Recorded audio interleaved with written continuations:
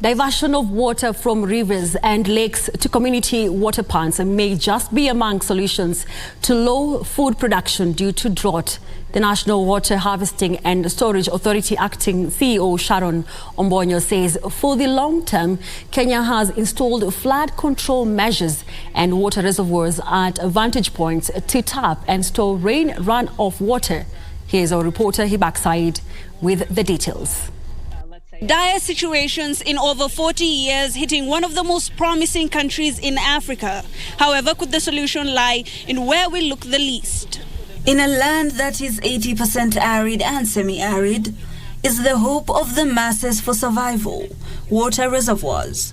Kenya, the bountiful center jewel of the East African region, has been locked in a toxic exchange of extremes, either floods or a relentless sun that dries all under its gaze. It's critical that we become as intentional as possible. We need to get together as a country, as Kenyans. Come together, put up water ponds. We have evidence of communities that have come together. We would call on collaboration with the affected institutions and the general citizenry to take the initiative of rainwater harvesting and storage at their own level. There are 4,100 dams and over 6,000 water pans, enough to put more than 1.5 million hectares under irrigation. Kenya does have a potential, and if they are all put into place, then we are likely to increase potential of irrigation to even up to 10 million from what we currently have. Not only that, Kenya plans to achieve food security by the year 2025 through a multi-sectoral approach. The national government is also very committed to implementing several dams. You've heard of the 100 dams, large dams in the country. We also have 1,000 small dams and ponds that will be conceptualized under the current administration. And we are hoping that this will be able to increase the potential of water that this nation needs.